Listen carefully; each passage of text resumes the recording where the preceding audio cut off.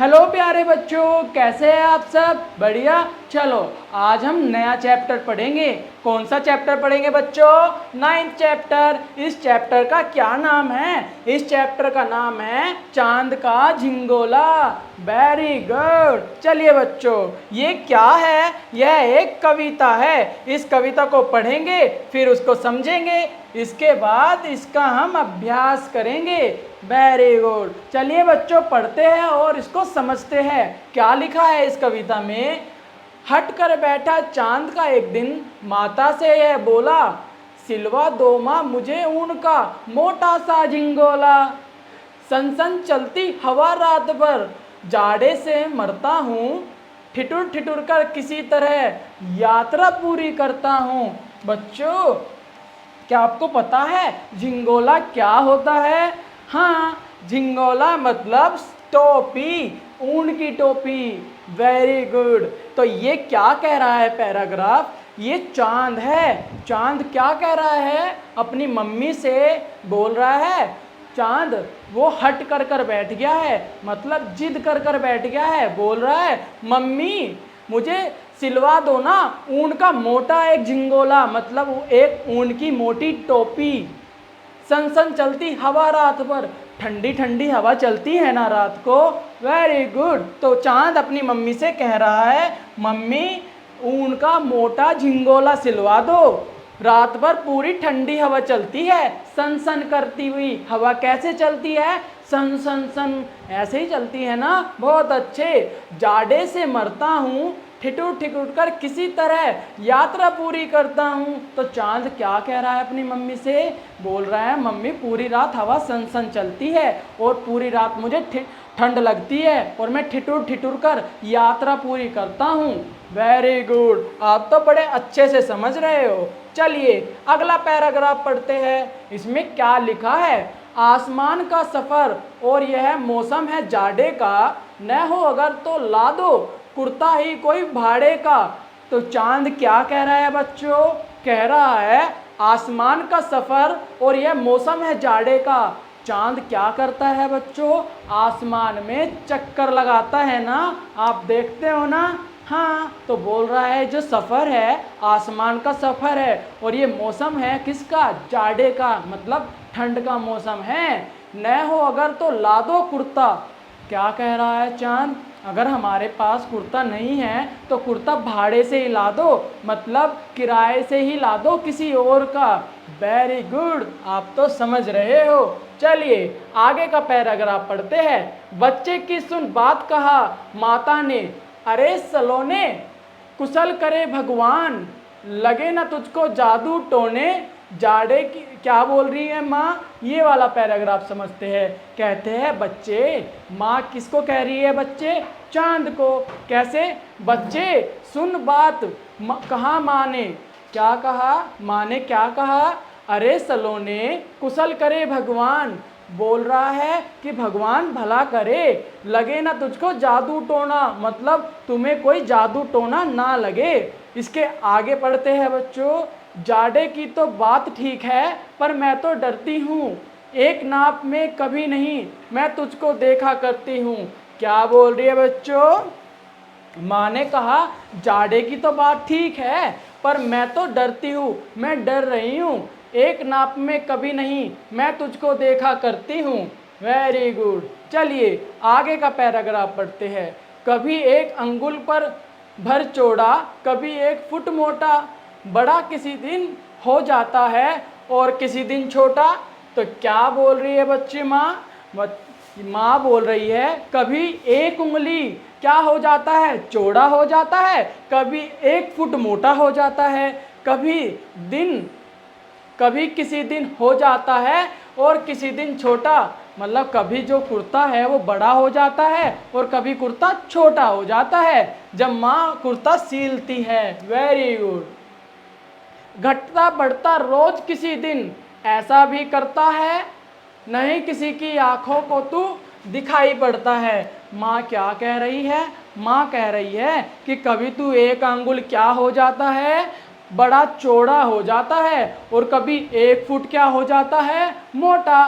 कभी बड़ा हो जाता है, कभी छोटा हो जाता है। आपने देखा है ना चांद को? हाँ, कभी वो 1 अंगुल मोटा, कभी 1 फुट बड़ा, और कभी छोटा तो कभी मोटा हो जाता है। Very good. घटता बढ़ता रोज किसी दिन ऐसा भी करता है, नहीं किसी की आंखों को तू दिखाई पड़ता है। कभी मतलब कि बोल रही है माँ, हे चांद, तू कभी बढ़ता है, कभी घटता है, ऐसा भी तू करता है। कभी तो कभी ऐसा होता है कि किसी की आंखों को तो दिखाई ही नहीं पड़ता है। होता है ना बच्चों कि कभी कभी आसमान में चांद दिखाई नहीं देता। हाँ, ऐसा ही माँ कह रही है। किसको? चांद को। अब तू ही यह बता, नाप तेरी किस रोज लियाऊं, सीधे एक झिंगोला जो हर रोज बदन में लाए। बच्चों, माँ कह रही है अब तू ही बता चांद कि तेरा नाप, नाप मतलब तेरा साइज रोज कहाँ से लाए और कहाँ से तुम्हारा झिंगोला सील दे जो हर रोज बदन में आए। वेरी गुड, आप पूरी समझ गए हो कविता को। चलिए अब हम अभ्यास करते हैं। इस कविता में हमने क्या सीखा है? अभ्यास हम लोग किस लिए करते हैं? इससे यह पता चलता है कि हमने चैप्टर से कितना सीखा है। चलो बच्चों, पहला क्वेश्चन हमारा क्या है? चांद अपनी माँ से किस चीज़ के लिए हट करता है? जो चांद है अपनी माँ से किस चीज़ की जिद करता है? वेरी गुड, एक झिंगोला सिलवाने के लिए। वेरी गुड, आपको पता है ना झिंगोला क्या होता है? हाँ, एक ऊन की मोटी टोपी। वेरी गुड, आगे चलते हैं। चांद अपनी माँ से किस मौसम की बात कर रहा है? चांद किस मौसम की बात कर रहा है? ठंड की। वेरी गुड, चलिए आगे बताओ। माँ चांद का कुर्ता क्यों नहीं सिल पाती? क्यों नहीं सिल पाती माँ? क्योंकि कभी चांद 1 उंगली मोटा हो जाता है, कभी 1 फुट बड़ा हो जाता है, तो कभी छोटा कभी मोटा, तो कभी कभी तो चांद दिखाई ही नहीं देता। यही सब हमें इसमें लिखना है। वेरी गुड, चलिए आगे बताओ। चांद की माँ उसका नाप क्यों नहीं ले पाती? क्यों नहीं ले पाती बच्चों? यही हमें इसमें फिर से उत्तर लिखना है कि कभी 1 उंगली मोटा हो जाता है, तो कभी 1 फुट मोटा, कभी 1 उंगला चौड़ा, कभी छोटा होता है तो कभी बड़ा। यही हमें इसमें उत्तर लिख देना है बच्चों। वेरी गुड, चलिए अब हमें यहाँ पे क्या करना है? सही उत्तर पर सही का निशान लगाना है। देखते हैं चांद किससे हट करता है? माँ से या दादी से या अपने पिता से? वेरी गुड, माँ से करता है ना, तो हमें क्या करना है? यहाँ पे सही का निशान लगाना है, ये वाला निशान। चलिए, हवा रात भर कैसे चलती है? कैसे चलती है? झनझन ऐसे चलती है या फिर सनसन ऐसे चलती है? वेरी गुड, सनसन करते हुए चलती है। हमें यहाँ पे सही का निशान लगाना है। चलिए बच्चों, चांद को किस लिए मोटी ऊन का कुर्ता चाहिए? बोलो बोलो। चांद को बाहर जाने के लिए चाहिए, सुंदर दिखने के लिए चाहिए, या ठंड से बचने के लिए? वेरी गुड, ठंड से बचने के लिए चाहिए ना उसको झिंगोला। वेरी गुड, चलिए यहाँ पे हम क्या करेंगे? सही का निशान लगा देंगे। ओके बच्चों, अब ये बताओ, यहाँ पे कुछ कविता की पंक्तियाँ हैं। हमने कविता पढ़ी है ना, ये खालिस्तान दिए हुए हैं। आगे के और लास्ट के कुछ वाक्य लिखे हैं। इन वाक्य को पढ़कर हमें समझना है कि ये कौन से पैराग्राफ का पंक्तियाँ है। उसी पंक्तियों को हम यहाँ लिख देंगे। बच्चों बताओ, सन चलती हवा रात भर, इसके आगे क्या आएगा? अब हम अपनी कविता को देखते हैं कि ये वाला पैराग्राफ कहाँ लिखा है। ये रहा, सन चलती हवा रात भर, जाड़े से मरता हूँ, ठिठुर ठिठुर कर किसी तरह यात्रा पूरी करता हूँ। तो ये वाला पैराग्राफ हम इसमें लिख जाएंगे। लिखोगे ना बच्चों? Very good. हाँ, चलिए अब हमें यहाँ पे सही कथन करना है। जौन सा भी हमें वाक्य सही लगे उसके सामने सही का निशान, और जो वाक्य गलत है उसके सामने गलत निशान। वाक्य तो हमने पढ़ा है ना, हमने पूरी कविता पढ़ ली, उसी में से ही वाक्य दिया है। अब हमें कहानी तो पता ही है पूरी कविता की, तो हम वाक्य पढ़ेंगे और सही गलत का पता लगाएंगे। चलिए, चांद को अपने सफ़र में बहुत सारी गर्मी लगती है। क्या चांद को सफ़र में गर्मी लगती है या ठंड लगती है? ठंड लगती है। तो इसका मतलब ये कथन तो गलत है, यहाँ पे गलत का निशान डालेंगे। चलिए आगे बताओ, चांद की यात्रा बड़े आराम की थी। क्या चांद बड़े आराम से यात्रा पूरी कर रहा था या ठिठुर ठिठुर कर? वेरी गुड, ठिठुर ठिठुर कर यात्रा पूरी कर रहा था। इसका मतलब ये वाला वाक्य भी गलत है, यहाँ पर भी हम गलत का चिन्ह लगाएंगे। आगे चलते हैं, चांद रोज एक ही आकार का रहता है।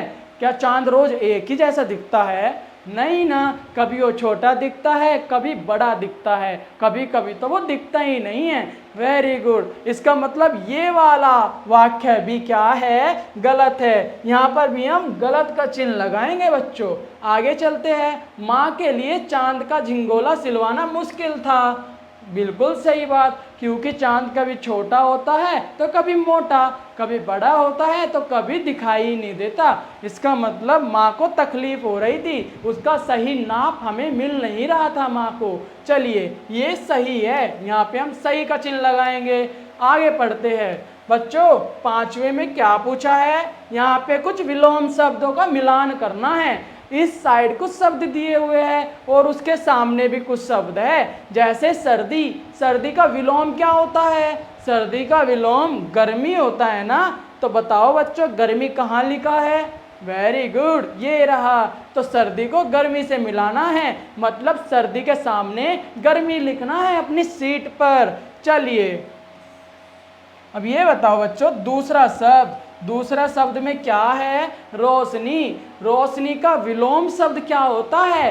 रोशनी का उल्टा शब्द, मतलब कहीं रोशनी है तो उसका उल्टा हो जाएगा अंधकार, तो इसका विलोम शब्द अंधकार। Very good.